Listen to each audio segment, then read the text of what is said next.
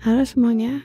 Jadi di sini gue mau jelasin soal bagaimana kita membangun atau menentukan POI (point of interest) menggunakan market profile gitu.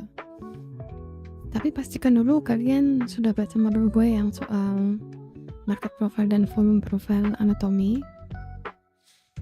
Nah, oke. Jadi di sini gue sebenarnya nggak mau bahas banyak ya soal market profile itu apa atau AMT, auction market theory itu apa. Gue cuma mau bahas yaitu tadi POI yang bisa kita dapatkan dari market profile untuk memperkuat entry kalian.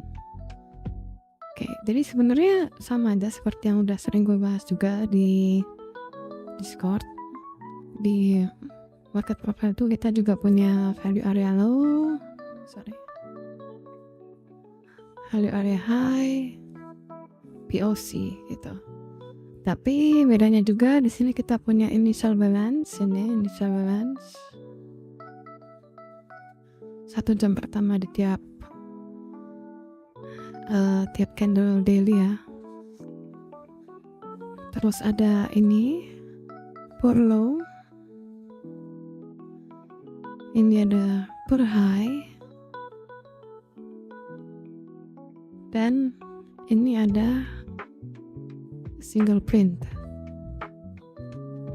Oke.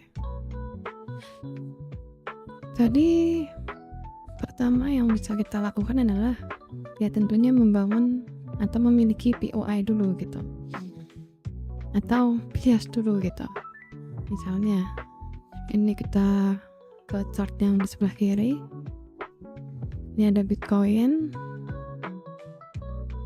Ya kan? Oke, misalnya kalian punya bias bullish itu setelah ada swing failure pattern atau deviasi di sini, habis itu dia naik ke atas ya kan. Nah, dia naik ke atas ini terus retest ke previous week high. Nah, misalnya kalian punya, gue besarin aja, misalnya kalian punya ya POI di sini, kan punya POI di sini. Nah, untuk memperkuatnya kita bisa menggunakan market profile.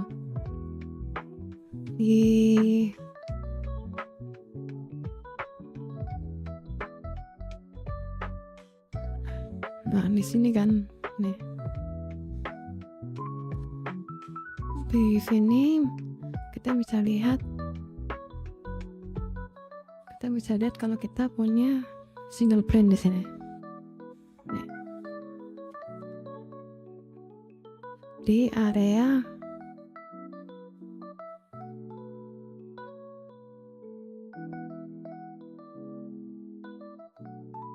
previous week high.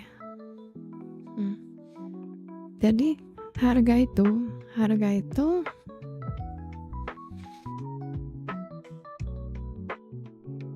punya tendensi untuk menjemput ini single print, jadi seperti ke bawah lalu ke atas lagi gitu ya. Jadi single print ini ya seperti fair value gap gitu, atau ya gap, dan gap itu terbentuk karena ada volume besar di sini ya, thin book lah ibaratnya di sini. Jadi naik ke atas terus dia ke bawah untuk fix ini, dan deviasi di previous week high, ada dia naik. Oke, untuk kasus lainnya juga selain single print, ini yang kemarin juga gue udah share ya di sini. Di sini ada single print, dia turun terus menjemput ini sini, terus dia naik gitu. Jadi kita bisa perhatikan single print yang ada di indikator ini gitu.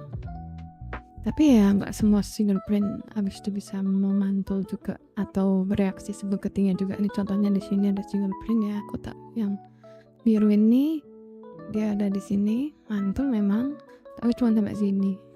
Habis itu dia naik lagi, mantul yang di single print yang di sini, terus ke bawah. Nah, gantian mantul di single print yang di sini.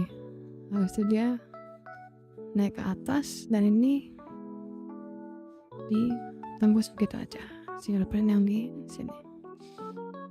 Oke.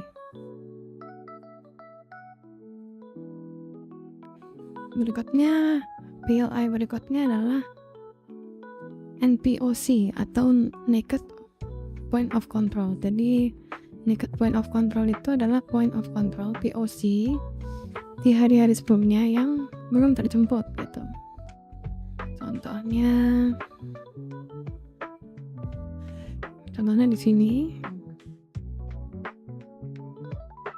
Ini ada POC pada tanggal 27 November. Kita lihat candle-nya. Ya, di sini, di area sini ada NPOC.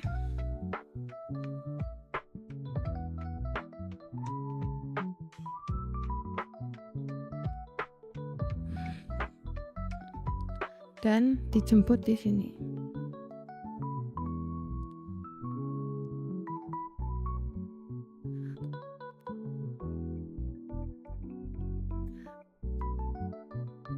Nih.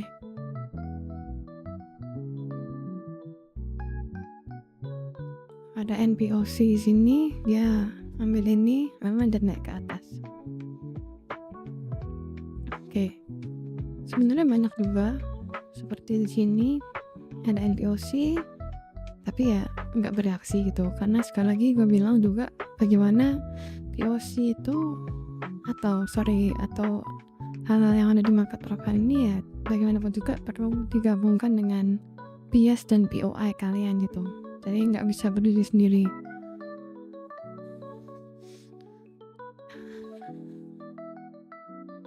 Misalnya ini di sini dia turun ke bawah, terus ambil NPOC, dia naik gitu. Tapi bagaimanapun juga ya turun lagi gitu. Jadi perlu digabungkan dengan POI kalian sendiri. Kalau ini single print ya, nih single print di sini, nah gitu. Kalau kalian udah terbiasa entry dengan fair value gap, sebenarnya gue rasa single print ini ya nggak jauh beda sih. Tapi kalau gue pribadi gue nggak akan entry di fair value gap yang nggak ada single printnya. Maksudnya nggak semua fair value gap itu ada single printnya kan. Jadi kalian perlu tahu dulu single print itu apa. Misalnya di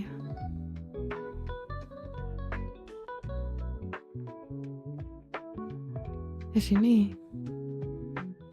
apa ada ini kan fair value gap, apa ada single print di sini ya, kita lihat lagi. Ini tanggal 17 Januari. Nih nggak ada, ini 2 blok di sini. Nih.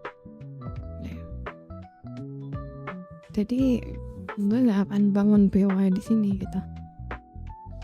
Tapi memang di sini ada NPOC sih. Jadi kalau lihat ke bawah sini ya gue nggak kaget juga gitu. Oke. Tadi NPOC udah, single print udah, sekarang ke pure high dan pure low.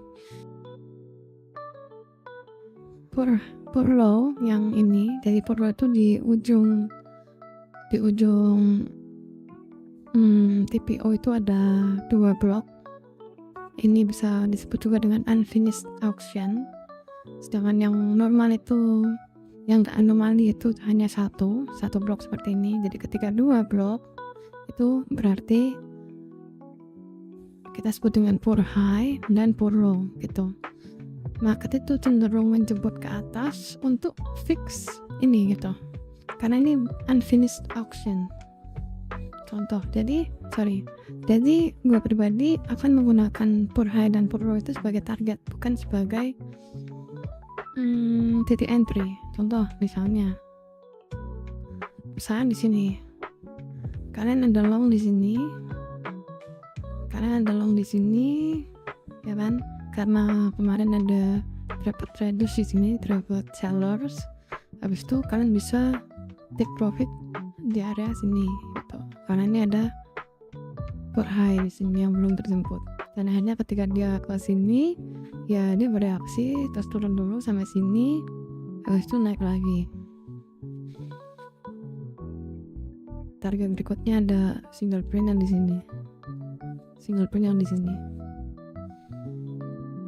Ya benar, habis dapat single print turun lagi dikit, dapat single print turun lagi ke single print ini, lalu naik.